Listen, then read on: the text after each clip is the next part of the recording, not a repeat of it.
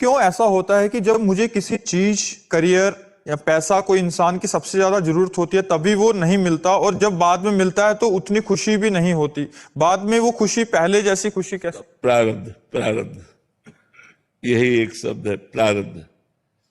प्रारब्ध का है कि 10 वर्ष बाद आपको धन की प्राप्ति होगी।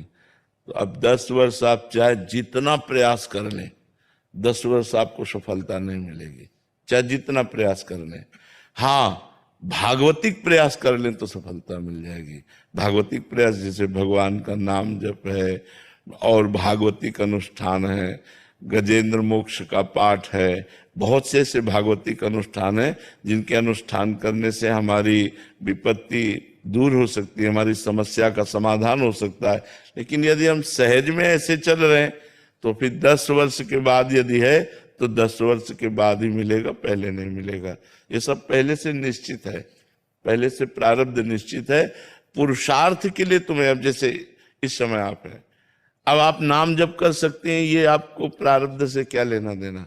तो नाम जप हम खूब डट के कर रहे तो सब वस्तुएं, सब आप जो कह रहे हैं कि जब मुझे मांग होती है तब मिलता नहीं है, जब मिलता है तब मांग नहीं होती, और हम कहते हैं जब मांग की जरूरत है आप मांगो या ना मांगो, अपने आप वो दे देगा, यदि उससे कनेक्शन बना लो तो। संबंध जोड़ो प्रभु से, प्रभु को अपना मान लो। हमने मांगा थोड़ी है, ये व्यवस्था मांगा थोड़ी कि भगवान हमको ऐसी व्यवस्था दे दो। अपने आप वो सब कर रहे हैं, उनको पता है कि अपने जन को किस समय क्या जरूरत है। मुझे लगता है भगवान की शरण में आया जाए और भगवान का नाम जप किया जाए तो प्रारब्ध हमको परास्त नहीं कर पाएगा।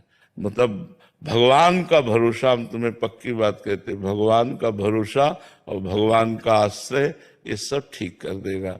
अगर भगवान से विमुख हो तो फिर प्रारब्ध तो फिर देख लो मिट्टियां मेट कर ही रहा है। सारे संसार को सुख दुख के चक्र में फंसाकर समय को नष्ट कर रहा है। मृत्यु नजदीक आ जाती है, दुर्लभ मानव शरीर छूट जाता है, फिर अन्य योनियों में हम भटकते रहते हैं। हमें न भजन करने का अधिकार मिलता है, न क्रियमाण कर्म करने का अधिकार मिलता है, केवल भोग भोगते रहते हैं।